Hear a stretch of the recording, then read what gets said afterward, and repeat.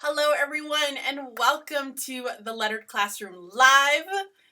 Thank you so much for joining me on this Sunday night. I am half sorry and half not sorry that I am hijacking Real Rap with Reynolds live time.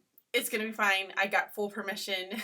So I'm really excited to be here. This is a new thing that I'm gonna be trying out. So y'all let me know what you think here. So if you don't know me and have not been to my channel, or you're like randomly popping into this live feed, welcome. My name is Bridget Spackman. I am a multi-age teacher in Pennsylvania. So I teach 4th, 5th, and 6th grade learners, like all in one, like they're all in just one room. And I have taught kindergarten in the past. So I'm in like a wide range of grade levels that I've taught. And today I wanted to pop on, say hi, how are you doing, catch up. The dogs are in the background, so just excuse them. We have that's a guest dog there, and then I have my dog. He's somewhere over here. So I wanted to pop in to see how you guys were doing. Wanted to check in and see how school's been going in the very first month to maybe a week for some of you that are more international, because I did see that you guys are in there. I don't really know, like, where are you in your school year? Did you just start? Are you getting towards the very end? I would love for you to kind of shout out and just let me know.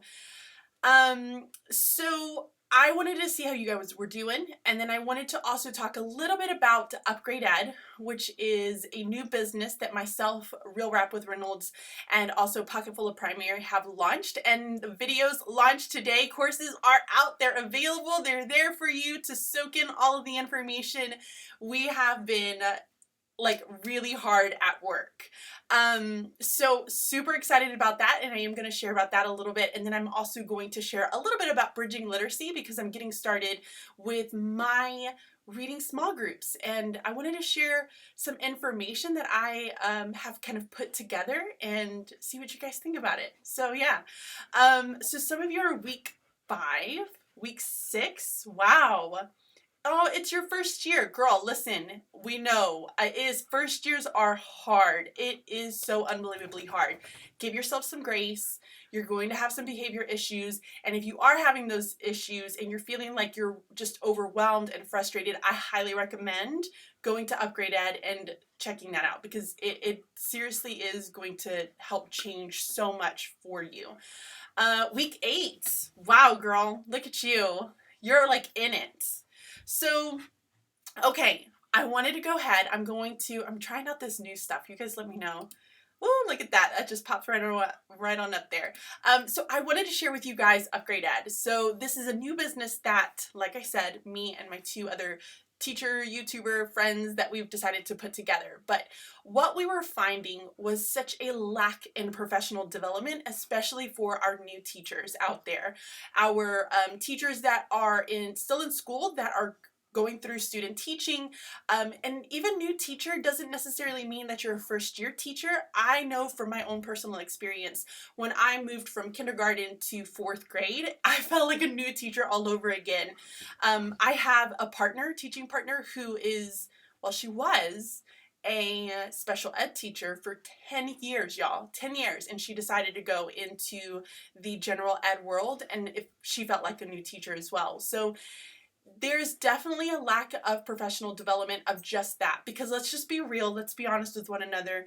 What they're giving us in schools is not like real to us. It lacks in so many ways. You just need to have the experience, but then you also need that support like as you're going through. So what we decided to do is share some information that we have found to be really useful. A lot of it is research based, a lot of it is experience based, so it's combining the two and that was my dog, and then looking at how that can really help you in the classroom. But what we also did, y'all, and this is probably the best part, is that we have broken it down into like really, really small chunks that will allow you to really take what you're learning from each of those lessons and easily implement it into your teaching. So we give you those call to action steps to go back and start implementing it. We also give you the resources. We don't just say, listen, here's this idea and now you need to go out and make it, because that's not fair to you. You already have enough stuff on your plate. But what we do is we tell you, here's this idea, here's the stuff that you need to get started with the idea. Now go out and do it. So we try to support you in so many ways with really being able to implement these ideas into your classroom. So if you go to where this little screen is up here, this is upgradeed.education. You might need to type in www.upgradeed.education, but it is not a .com, so don't type that in. So you will come to this site, which is like our home page. It'll kind of talk you through a lot of the information of what I've just kind of shared here. And then at the very top, you can go to the store. Now, we are offering at this time 6 different courses that you have available to you. So I highly recommend going through the Fundamentals of Behavior Management, which is this one right here.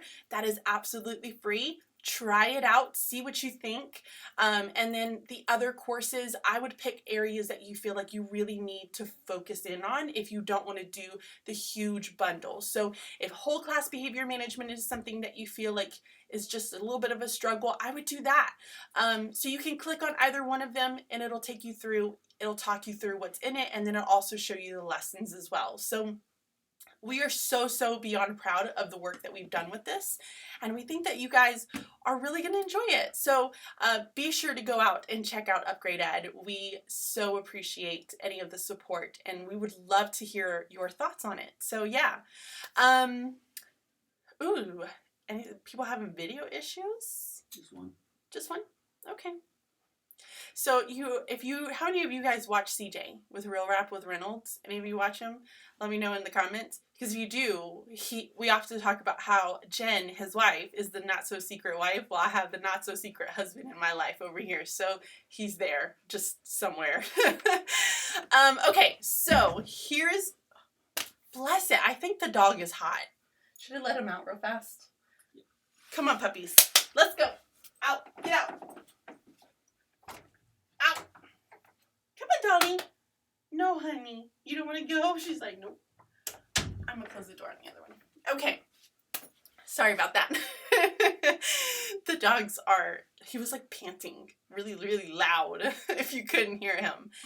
Okay, so let's go in, and I wanted to share a little bit about bridging literacy, and then I'll kind of go into just more like a Q&A, chillax type of style, but I do want to give you some sort of information so that you can take it away here. So let's see, I'm going to click here. I'm going to disappear for a little bit. All right, so here is this idea, bridging literacy. And I want to talk a little bit about literacy instruction. It has been a huge passion of mine. Ever since kindergarten, I think literacy was that one that I just felt it felt natural to me. It felt just, it was just that one subject that I felt so comfortable with teaching, which is funny because I was never really a fantastic reader as a kid or writer. But I think my journey going through from kindergarten and understanding where they're starting and then going into 4th grade and seeing how that just reading to learn and then moving to learning to read and then reading to learn, kind of they play together really beautifully. So I came up with this idea of bridging literacy. Now listen, I feel like I'm going to stop and I'm going to backtrack just a little bit. Let me just say, I did not come up with, and I think this is where some people get super confused. I didn't come up with this idea of like the strategies that I'm going to be sharing with you. What I'm going to be sharing with you is more of the model of how I'm putting it all together. The strategies is just good teaching strategies. These are strategies that you are already using in your classroom. They're strategies that people have been sharing for so unbelievably long. But what I have done is implemented it into a different model, which is what I'm going to talk about. So let's go go into this idea of bridging literacy, and here's kind of what I have put together. So the objectives of this is to really get an understanding of the structure itself of bridging literacy, being able to articulate the benefits of it, and then start to kind of go into play of how can I start thinking of a weekly sample plan, lesson planning for the bridging literacy model. So I'm going to start with my journey first, because I think we all have a journey. We all have a reason for why we get to a certain place in our teaching. And my journey through customization has played such a huge role with my literacy instruction. So I am in a district. I am very blessed to be in a district, and it is a public school district that I have this opportunity to really customize the learning experience of my students.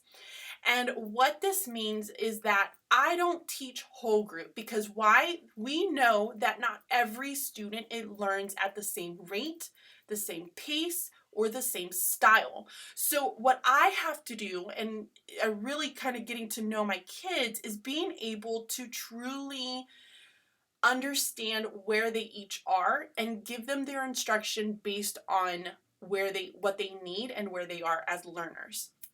So when we first started doing this, we transitioned from this idea of having a whole group instruction to more of a small group.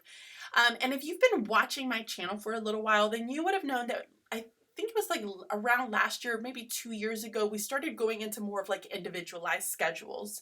Now, some of y'all probably looked at that and you were like, what? That was crazy. Yes, it was crazy. But the reason why we had to do it was because we had so many kids that were on interventions. So their schedules were nuts, and we did not feel like it was fair for those kids to miss out on necessary instruction just because they had to go to an intervention. So we started fiddling around with their schedules and their interventions so that we can make sure that we were giving them the instruction they needed. Now, we don't have as many kids on our team that have so many intervention times, which has been really nice. So we've been going back to more of a block style.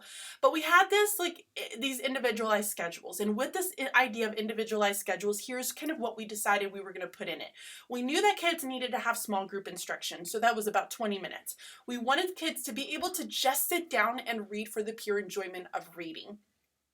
We also wanted to make sure that we were giving kids an opportunity to be able to go back out from that reading instruction that we gave them in small group to be able to continue their practice of whatever skill that we were doing. And a lot of the times, more often than not, I am always making it a collaborative work. So I want kids to be sharing and giving ideas and spending time talking things through, because that's what reading is. Reading is about sharing these ideas and talking through them, and you can't do it independently. Two heads are better than one, guys. Two heads are better than one. So we knew we wanted that. We knew we needed small group writing instruction. We knew we needed, again, that piece where they were going out and they were practicing that skill. And then we also had words their way that was thrown into this. So this was the kind of one way that we were doing it. And then we started going into our block time. And when we were in our block time, we started thinking about, okay, this is our X, y'all. Like, this is the reading and writing block. That's our X. But what is going to be our +1? And what I mean by that +1 is, where am I going to take this next to make this more suitable and more customizable for my learners? So here's what we started thinking about. What are those ELA components that I absolutely need to make sure that I put into play every single day? And y'all, again, this is stuff that we are always doing, and I'm going to be sharing some things with you. So we have reading skills. So I teach in upper elementary, so for 4 through 6, we do focus a lot more on the skills versus the learning how to read. A lot of my learners already know how to read, but now we're really digging deep into those texts. So that is what we have for the reading skills. We also had writing skills. We had grammar, and I'm going to be flat out honest with you, and you guys let me know what you think about this, but I please tell me if I'm not on the only one in this boat, but I felt as though grammar was always the last on my list. It was always the thing that I struggled so hard to get to because I felt like I never had the time. So grammar was supposed to be in there. Vocabulary, once again, it's supposed to be in there. However, I felt as though I couldn't get to the vocabulary. I had only so much time, so many things that I was trying to cram into it, and it just was really hard. And then we had word study, which is was its own separate component.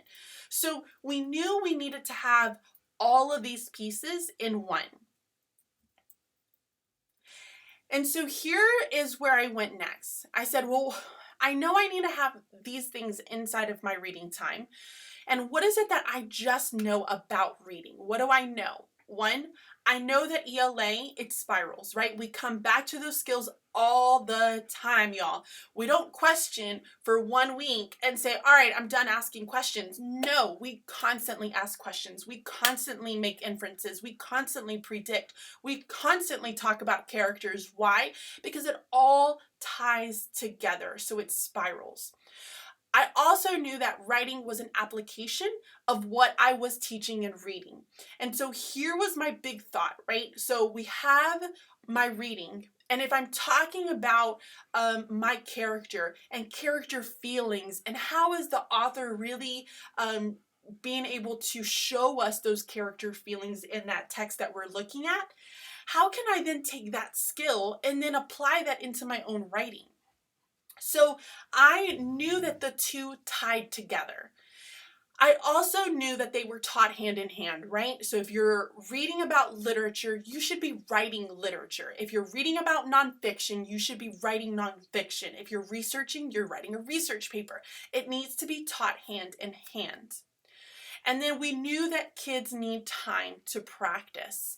So by the end of it all, I started kind of coming up with this idea.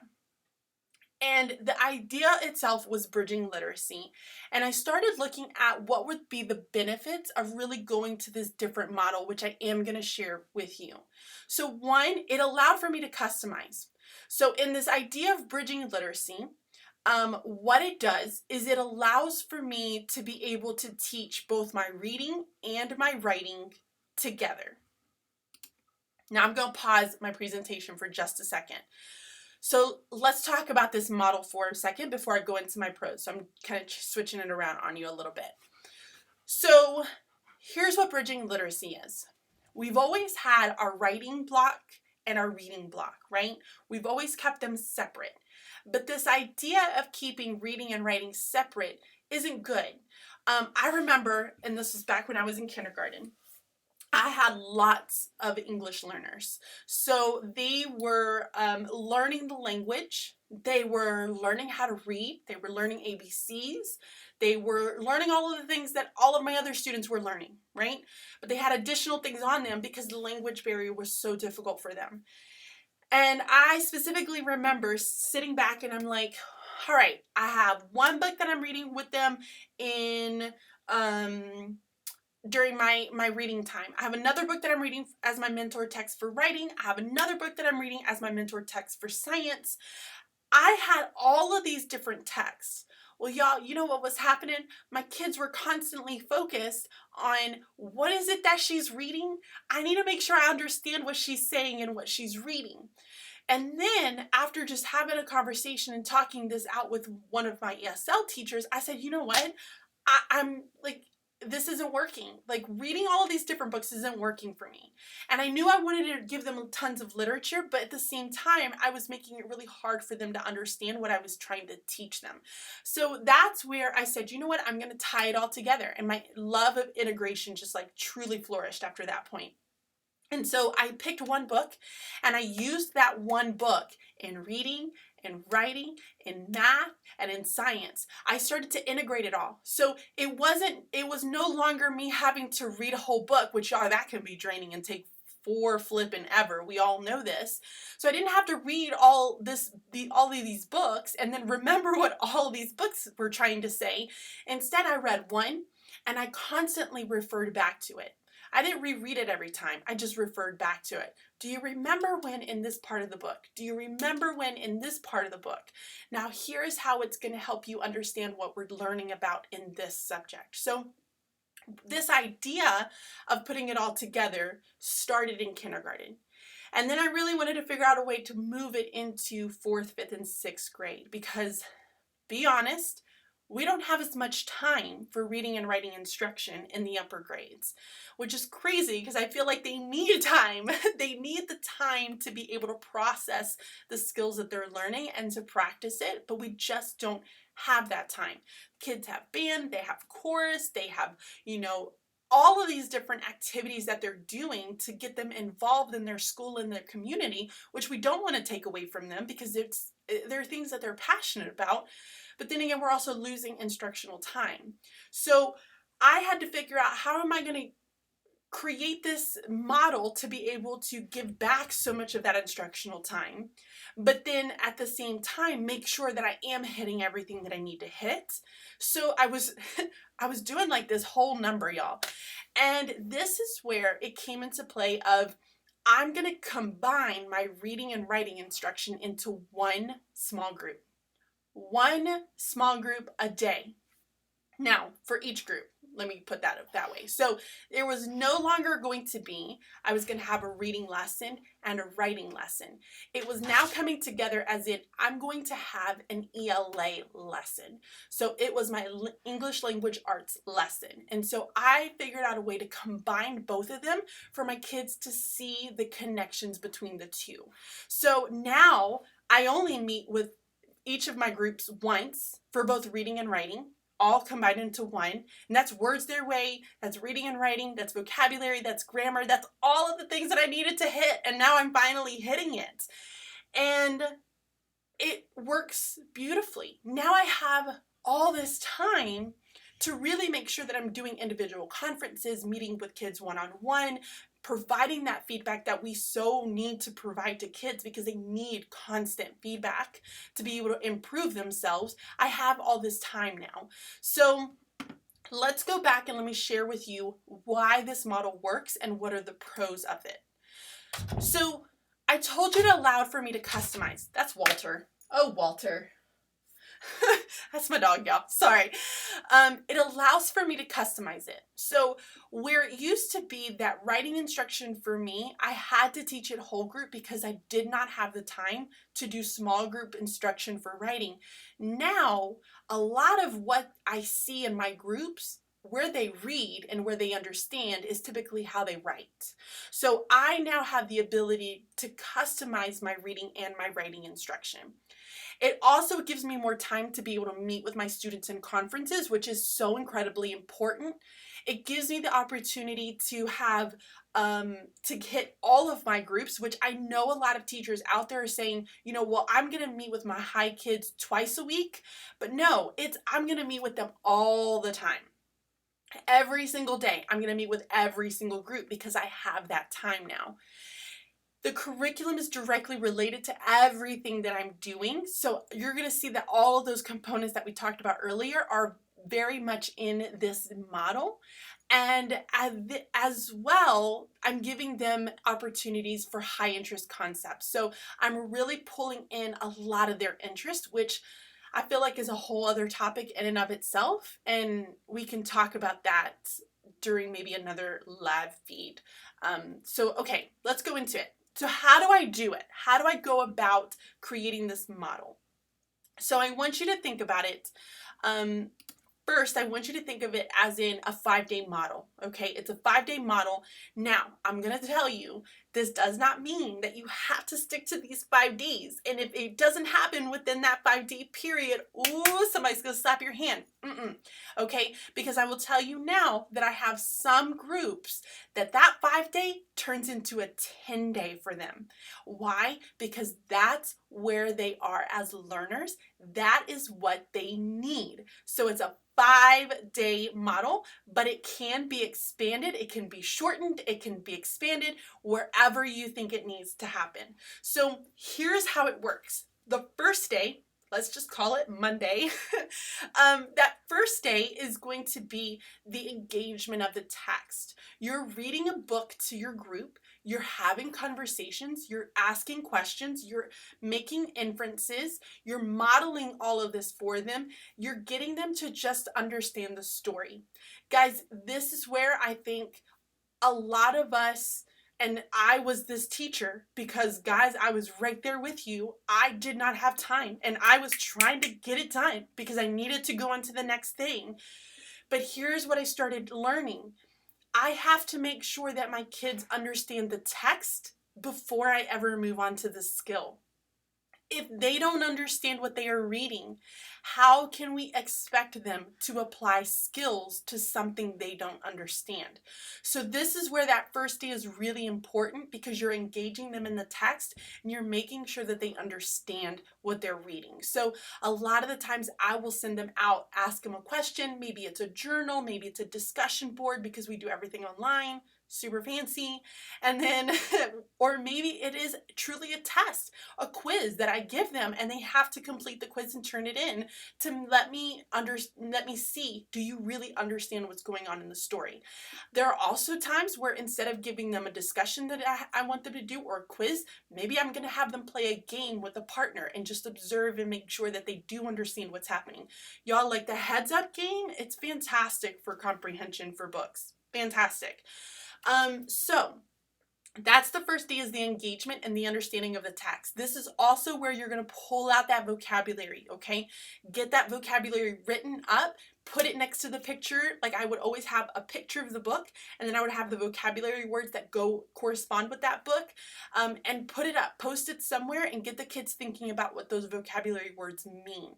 So that's the first day. We've already hit comprehension skills. Your basic comprehension, we've hit vocabulary.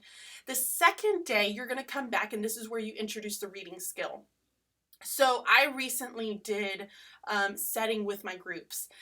And so I basically told my groups, hey, we're going to learn about setting, and each group is a little bit different because, y'all, I have 4th, 5th, and 6th grade. I have one group of each that I'm teaching instruction on. So 4th grade was a lot about, can you describe the setting for me? What do you visualize when you see that setting? How does that setting help you better understand what's happening in the story as a reader?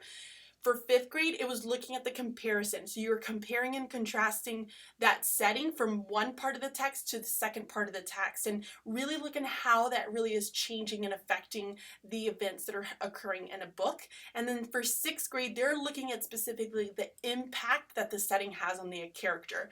What is it that the character or the setting is doing that is making the character either make decisions a certain way, feel a certain way, or that impacts the events that are occurring. So they were all a little bit different, but I used the same book for all 3 grade levels, y'all. I was able to use the same book and hit all of those standards. It's really, really awesome, right? I will save this live. You got it, girl. So here is the next part. I teach the skill, and I model that skill with an anchor chart, but that anchor chart, y'all, is basically my organizer blown up into poster size. And you can go on like Adobe and you can print it as a poster, like 4 sheets of paper. I go to 200% and I just like tape it together, and that is literally my anchor chart, because kids need to see how I am processing the information that I'm like modeling, and seeing how I'm using that anchor, that graphic organizer. Why? Because when we send them out with that graphic organizer to practice with a partner at the end of that day, then they need to be able to really make sure that they understand what's happening, right? If we give them a graphic organizer and say go out and fill it, and we never tell them or share with them or model for them how to fill out that graphic organizer, the entire time that they're sitting there, they're more focused on, all right, am I filling this out right, than do I understand the events that are occurring?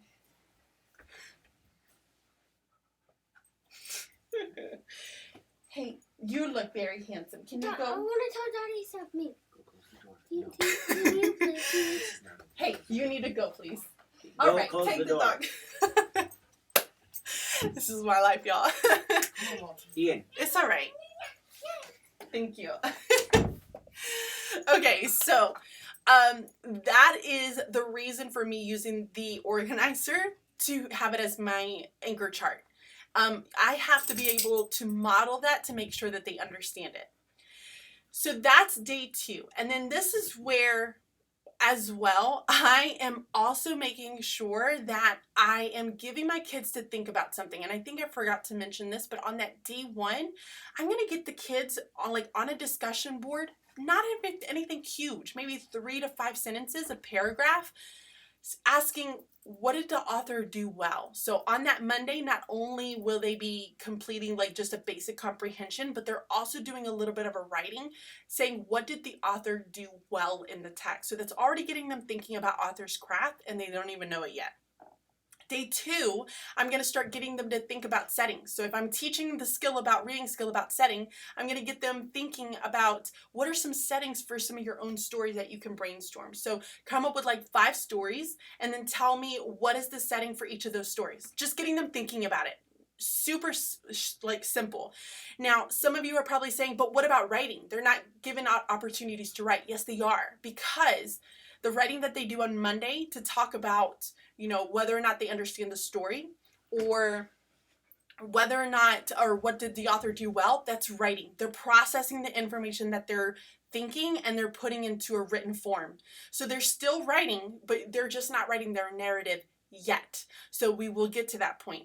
On Tuesday, there's always some sort of a reflection that I have them think about when it comes to the skill and how it relates to reading, or how it helps them as a reader. So they're still doing writing every single day. On Wednesday, here's where that stuff starts to come into play. Now remember, if you need extra days, give your kids extra days in those previous 2 things that we just talked about.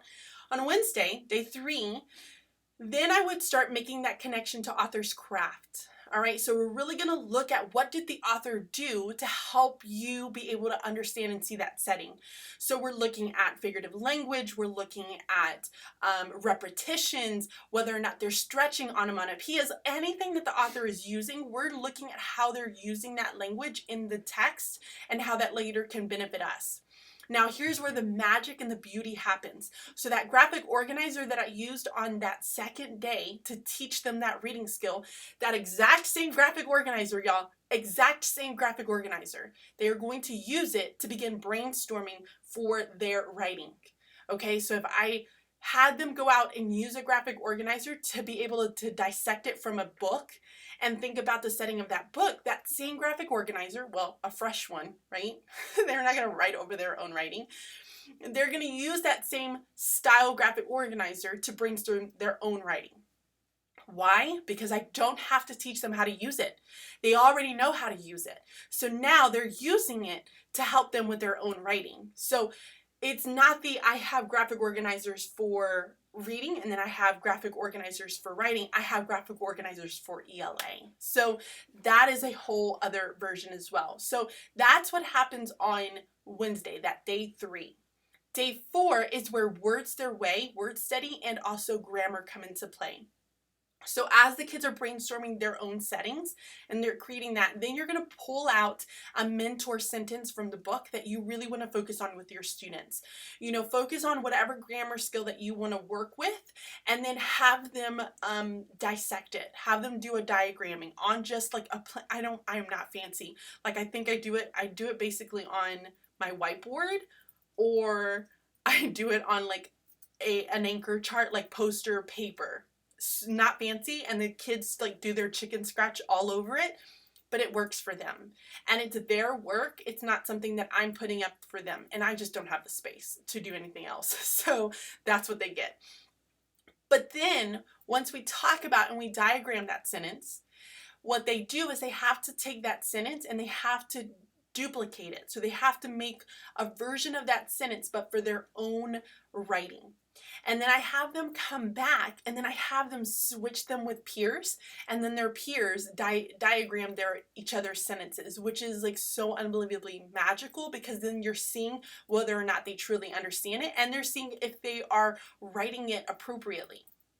So that's that next day. And this is where then they're now taking that skill that they've spent time really at the beginning of the week learning, and now they're implementing and they're putting it into their writing.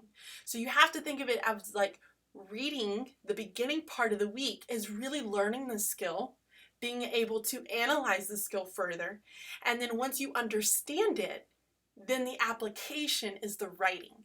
Can I now take the skill that I understand and can I put it into my own writing? So that's what they're spending time doing for the rest of the week. Now, day 5 is my favorite because it is the reflection. And guys, I don't think we do this enough with our kids. I don't think we teach them enough how to authentically reflect. But I want them to think about the process that they went through the week. How does it help them as readers? How does it help them as writers? How does that skill in general going to benefit them later on? So getting them to reflect, and Friday is typically, instead of doing a small group, I sit one-on-one. And I just conference with as many kids as I can possibly conference with. And that is the basic model. It's a 5-day model, and I do it over and over again, right? Now, again, stretching it where I need to stretch it, making it shorter where I need to make it shorter, it all depends on your group. But all of it is one small group, all tied into one. And the kids then see the connections between the two, which is what we need them to do. We need them to see the connections between reading and writing.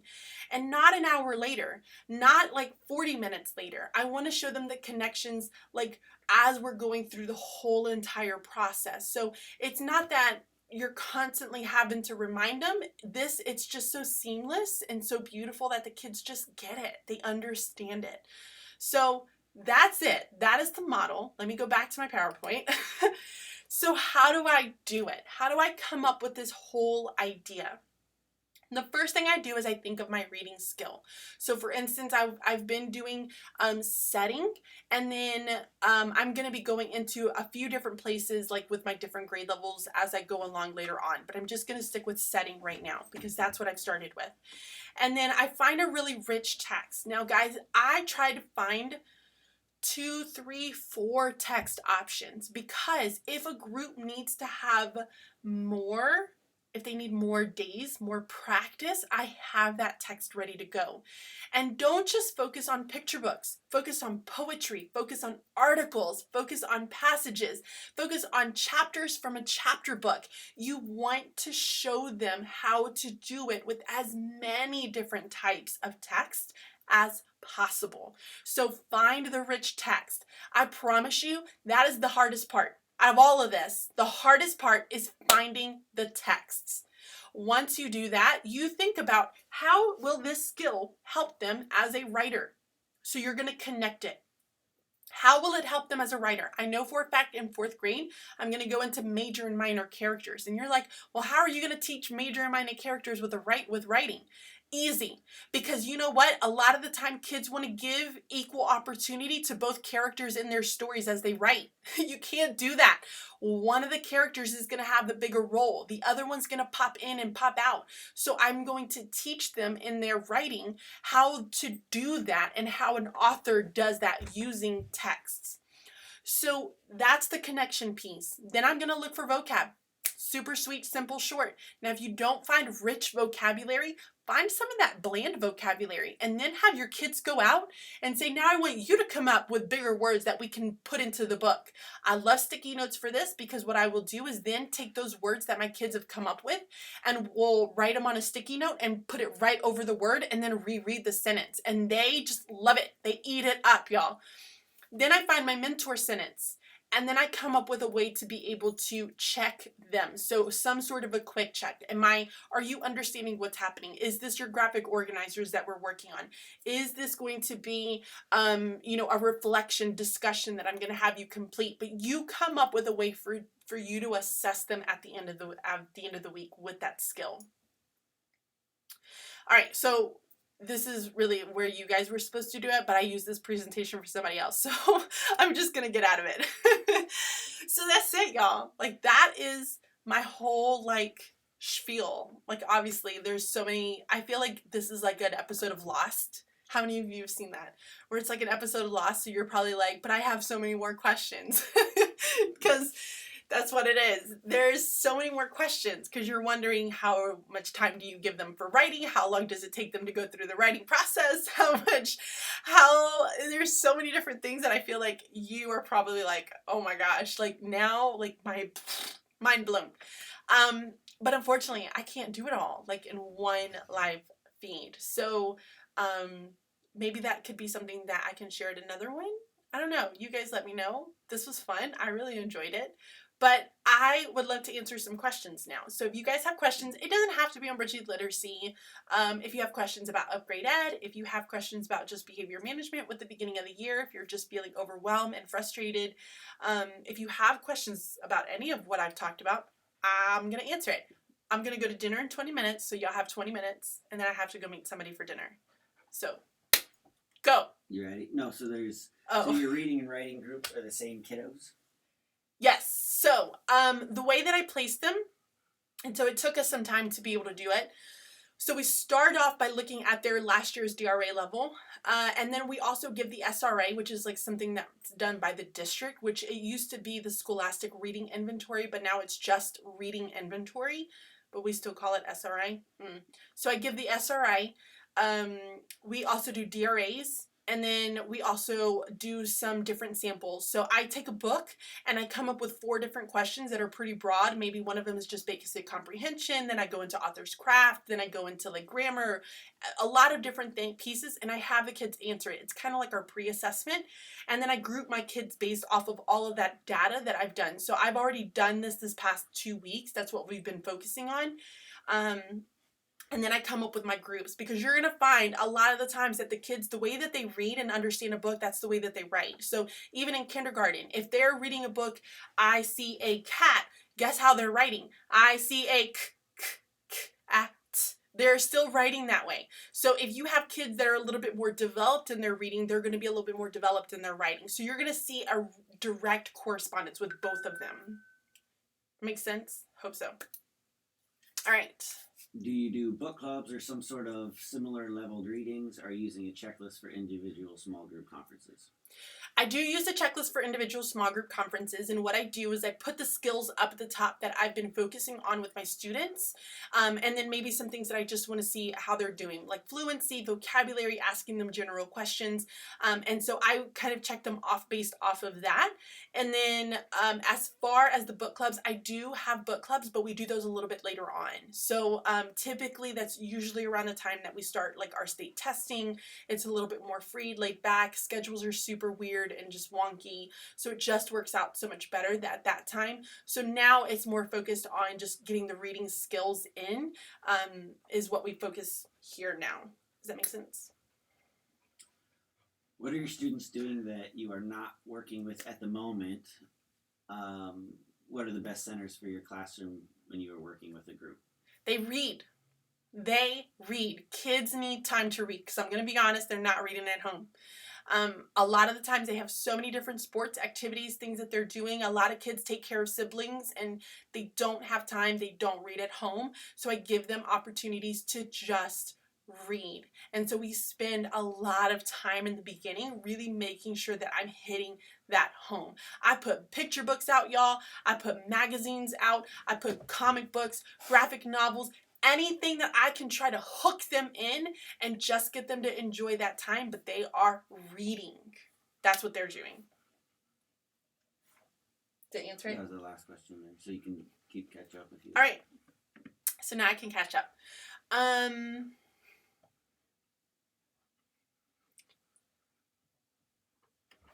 like trying to read all the comments, so I'm sorry guys. You're just gonna have to give me a second. So yeah, that's pretty much it. I feel like... How do you keep them accountable?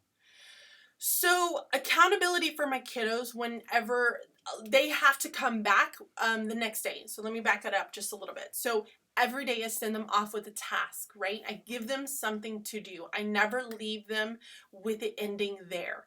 They always take that task out to either work on collaboratively or independently. And so when I tell them that they're going to send something out, like they have to submit certain things. And so I have a learner like database where they just go in and they complete their assignments all online, and I can check them online in their discussion posts. So it's a little bit easier for me because I don't have a reading journal. They all just complete posts and they respond to each other, which is really nice. But I just check them off and I kind of assess it that way. I also make them come back and I say, all right, before like I even get started with my group, like on my little whiteboard, I'm going to say, hello, good afternoon, or good morning, whatever it is. I want you to make sure that you have your organizer from yesterday pulled out. Go ahead and start sharing it with the person next to you. Group will begin in just a moment. So always some sort of a message for them to sit down and get started with. Don't ever just have your kids come to your small group and not have anything for them to do, because why? That's where the behaviors start to happen, right? They're starting to chit chat. It starts to get loud. You're trying to tame this other situation that's happening over there, and it's just a hot mess. So always give them something to do. And so when I am coming back to my group, I scan to see what they have completed. And so a lot of the time, if I start to notice that certain kids are not completing items, we'll start to have like conference one-on-one to figure out where are we going wrong here. And so that really helps to hold my kids accountable, is just getting them to bring it out, because then their peers are seeing that they're not prepared because they're coming and they don't have anything to share. So that is a huge like help for me. So yeah. Do you do anything after independent reading for accountability? Other than having the assignments, no. Like that is literally it. I just want my kids to read. I want them to enjoy reading, and I think because so much, and I hate state testing, hate it. Like, ugh, it's gross. But because of state testing, I feel like it is now made reading become this thing where we're always having to double check and make sure that they're understanding what they're reading. But really, we just need to make sure that they're just reading. And I can share this another day. I just don't have one here because they're all at school. But I also have a folder that has these sheet protectors, and inside of the sheet protectors, it's basic. Like it has like at the top, it might say setting for this week, and the next week it'll say like major and minor characters. So I will have like maybe 4 or 5 skills that I'm going to constantly keep in rotation inside of there. And so as the kids are reading their own personal books and they're doing their jots and they're writing down sticky notes, they're putting it right on top of that sheet protector that has like the organizer inside of it, so that the kids can constantly put their thoughts on there. A lot of the times, like kids will do projects, they can do like an animation afterwards, like once they finish a book. Some kids choose not to do anything with it. Some kids will choose to do a presentation, they'll do a book talk, they can do a commercial. So they can always create something after they finish their books to be able to share it with the class, typically during morning meeting, and they really, really love that. So it just gets the kids involved and gets them excited and gets them kind of producing something at the very end of it. But yeah, I don't really do anything after independent reading other than the work that I send out with them. That's it. That's all I give them. My kids love graphic novels too. Like seriously, they're all about that graphic novel life. Let's see.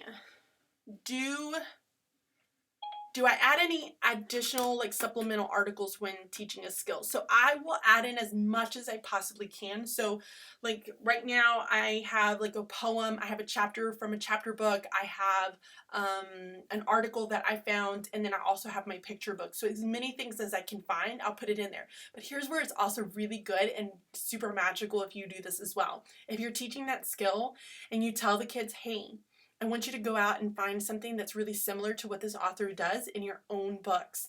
And then I want you to share it. Like they love being the teacher. They love standing up and sharing whatever it is that they want to share about what they found in their books, because then all of them are going to want to do that.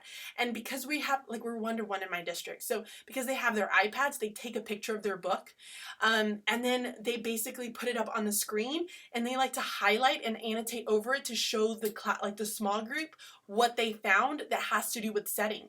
And so then we start getting into this huge discussion about how like they compare, and it is magical when you have kids go out and find the materials for you. Like a lot of the things that I have found that I use for my reading instruction, I use it because they showed it to me. Like I can't read all the books in the world and I don't have time, but they do. Like they have that time to be able to do that. And so I pull all of that in, and I'll constantly share it with the class and say, hey, so-and-so found this really good part in this book, and I really wanted to share it with you guys because I think it ties really nicely to the skill that we're learning about. So I'm going to have so-and-so stand up, and they're going to share that with you. They're going to read it to you. They're going to share their thinking. And then if you want to read it later on, let's start out like a list of who wants to read this book next. And it totally hooks them in. It gets them so into it. It's so awesome. Let's see. What resources do you give parents to help their child at home? So here's what I do at the beginning of every unit that I focus on. Now, this is not like a literature, like the big units. I'm talking about more of the smaller ones. So if I'm talking like story elements or something, I have a sheet that I send home, and I basically made it like on infographic. Is it infographic? Is that the thing? I don't know. Website? I don't know. But I think it's like an infographic basically. And it has little anchor charts. It has some tips for them to do at home. And then I will send things home every once in a while if a parent requests it. But the main thing is at the beginning of every unit, I have something that I send home with them that shows them the type of anchor charts, the skills that we're going to be learning, and some things that they can be doing with their kids at home to help support what I'm doing here. Hope that makes sense. Did you see the No dual- accelerate. What happened? The dual language learner program. No. What is that one? Do you guys have a dual language program? What do you mean by that? May not call it dual language program. So I don't know what you mean by that. Can you like go into a little bit more detail? Accelerating reading, we don't have any of that. We have no programs in my district. So I literally make everything up. We have no programs. All I have are the standards. That's it. That's all I work with, which is like a blessing and a curse at the same time. Now in kindergarten, we did have a program. We used Harcourt, but we did not have to use it to fidelity. So it was truly a resource for teachers, and it wasn't something that we had to like stick to every single day, which was wonderful that they gave us that flexibility to be able to kind of make it what we needed to make it for our kids versus having a program that was trying to do a one-size-fits-all, which is not out there. Like, it's not real. Not real. Yeah, so I like have a love-hate relationship with it too. I think there are some things in Harcourt that are really good, and then there are others just no bueno. So her response was where kids learn another language, Spanish or English at the same time. So we have like an ESL teacher, and I personally like right now I don't think we have what you're talking about. It's more of just we have like an ESL teacher that will come in and support. And so like I've been working a lot with my another fourth grade teacher like right across the hall from me because she got a lot of Spanish speaking students in her class. So working with her, giving her some strategies on how to help those learners because they don't speak English, like they don't speak any English. So like pictures and helping them being able to like have the kids like learn their language, like learn Spanish at the same time that they're learning English so that kids are learning from one another. But no, we don't do, I don't think we do exactly what you're thinking of.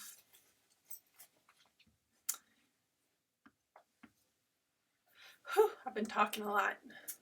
I'm getting thirsty. When you fill out the big graphic organizer, are you using your weekly text or another example? Then they fill out the major text.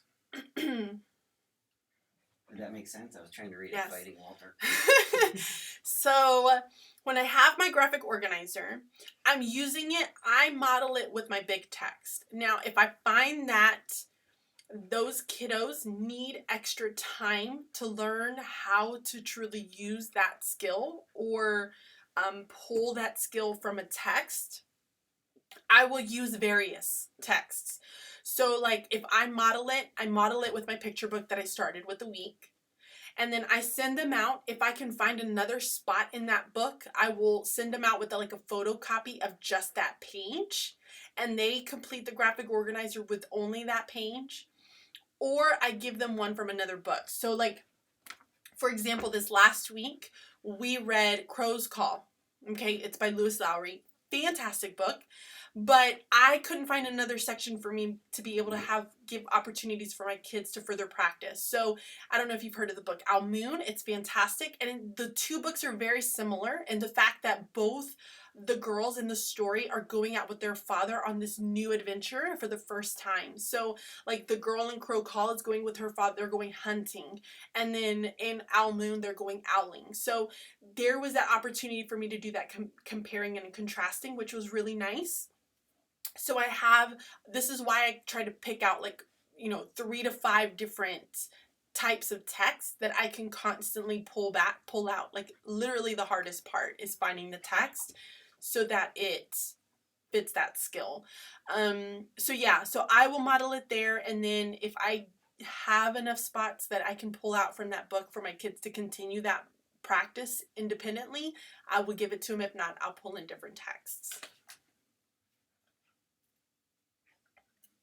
Was it? I like how it's like all reversed. I like how Dolly's all like hanging out, sleeping, no big deal. How's everyone's school going? Everything good? Any like crazy stories so far? I have one sweet baby that she cries a lot, so that's really about as good as it gets in my life. But yeah. Ooh, so teaching in America is so different from British. You have much more opportunity to independent learning. I feel like we control our children so much. Yeah. And guys, like, how are we really helping kids when we do that? Like, when we are constantly giving something for them to do, where is it that they're going to learn how to make their own choices? They have to learn. And right now is the best time for us to be teaching them that. If not, we're basically teaching kids how to become dependent adults. Like, we need to teach them to be independent adults. And so it starts now. I'm not saying you need to let them roam free all day long, but I'm saying they need teaching. They need to be scaffolded. They need to have opportunities for them to make choices and how to make those choices and how to understand what those choices are going to do and impact them later on. This is why I have the word choice up in the front of my room, because I say it a lot. A lot. It's really bad.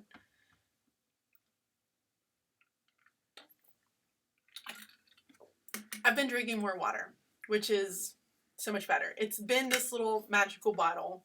So long as I keep it filled up with water, I will drink it, which has been really nice because my students have been getting on to me. But yeah. Thoughts Okay. on last week's video and if you're going to do Wednesdays? Last week's video. Oh, hey, guys. I feel like I posted this really amazing video all about like this whole like crime scene. I am like a crime person. I love crime. By the way, if you are not listening to, is it True Crime Obsessed on a podcast? Yeah, they're silly. Oh my gosh, I love me some True Crime Obsessed. They are so funny. They're hilarious. They like basically are going through a documentary that they've watched and they're just like adding commentary to it. It's so funny. So True Crime Obsessed has been my new favorite right now. And I did like this whole thing with crime scene, and the kids flippin' loved it, but it was my way of like introducing literacy to them. Like every year I try to come up with an idea for them to introduce it so that they can see how the skills that we are constantly talking about, because none of it's new. They've been talking about questioning since kindergarten. Like all those skills is going to help them and relate to their reading instruction. So, and I try to make it a little bit more real world, and so they see how it like ties into the real world. But I feel like y'all did not go and watch that video, which made my heart sad because I thought it was a good video. I'm just saying, I felt like I was nailed that sucker. So I'm just saying, you guys need to go out and you need to watch that video and then tell me what you think about it, because I thought it was great. The kids loved it. And it was like easy, super easy. Like I was so, nothing fancy, like cardstock, sticky notes, and then just random stuff that I had in my classroom. Put it together. It was fantastic. Loved it. Thank you, Unicorns Rock. I think I nailed it too. Upcoming topics for Upgraded. Are you guys ready to share that yet? I'm going to share it. I don't know if they want me to, but I'm going to share it anyways. So we already have another course prepared that we are starting to work on, that we are going to launch in October. And this one is going to be all around conferences, parent-teacher conferences, because it's going to be that time of the year where you're having those parent-teacher conferences. Again, we're really trying to make sure that we are supporting a lot of our brand new teachers that are moving from one grade level to the next and just feel like a new teacher all over again. Maybe you move from one district to the next. Again, little changes like that, like you would think that it's not a big deal. It is a huge deal. It makes you feel like a brand new teacher all over again.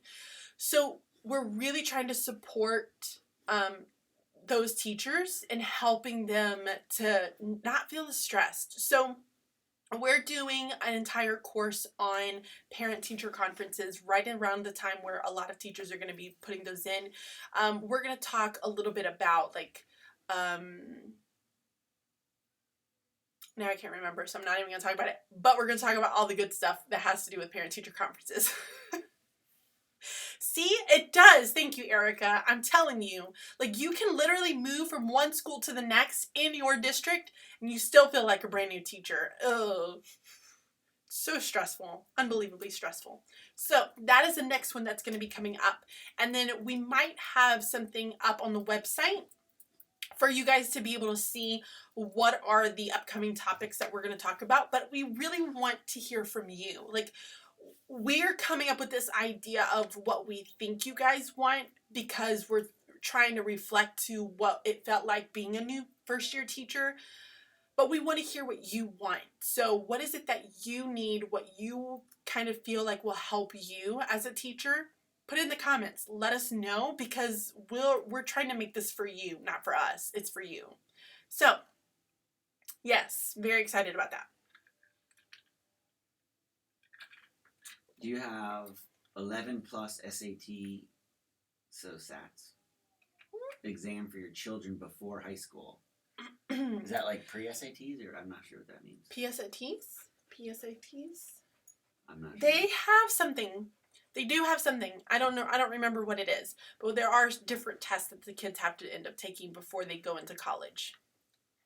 I just don't remember what it is. Ian's not there yet, y'all. He is only in 7th grade, which that has been a whole new experience as a parent. Just saying, having a kindergartner and a seventh grader. It's crazy. Organization, ELA management, classroom management. Lola, we got you, girl. We got your back. You are like hitting all the right spaces on that. So, yes, stay tuned for that.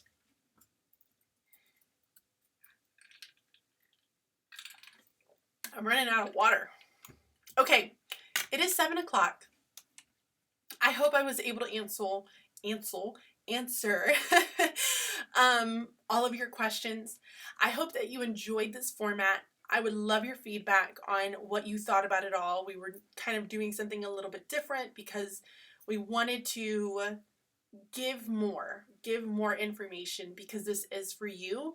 And I feel like with life being crazy and everything else, it just got away from that. So let me know of the format. Let me know if you would like for me to do live feeds on Wednesday. I can't take away from my man CJ. Like, CJ, this is his time. Thank you for letting me use your time today. But what would you think about doing it like on a Wednesday night? Hump day, getting you through it, getting you past it. Typically my Wednesdays, I feel a little bit better. I'm not as stressed out. By like Thursday, Friday, y'all, I'm like checked out. In the evenings, I'm like, where's the weekend? But Wednesdays, I think, is a really good time. So let me know what your thoughts are on having it there. And yeah, so Wednesday nights could be our like live feed night so that I can give more back to you, doing some of the PowerPoint presentations. We're modeling things for you. We have other ideas kind of in our back pocket that we're trying to think of. So yes, thank you for watching this. Go and check out upgradeed.education. Check out those behavior management bundles, especially if you're feeling overwhelmed. Trust me, we have all been there. I have definitely been there, but there is some really good content, really, really fantastic resources. Like, y'all, I printed all the resources from our behavior management and I'm using them. Like, we don't make this just to like make it. Like, we make it because we know it works and we use them. So yes, we think it's fantastic. Thank you so much for doing this. We're going to go and head out to eat with Mr. Lettered Classroom over there's brother. And I hope you guys have a very, very wonderful week. We wish you all the best, all the positive thoughts that are going into this week. And I hope it's just, you're going to nail it. You're going to do it. You're going to kill it. It's going to be wonderful. You're going to go in there. You're going to build those relationships. You're going to have a really great week. And you're going to come out feeling awesome, because that's what we do. So thank you so much for watching, guys. And I will see you all next time. Bye.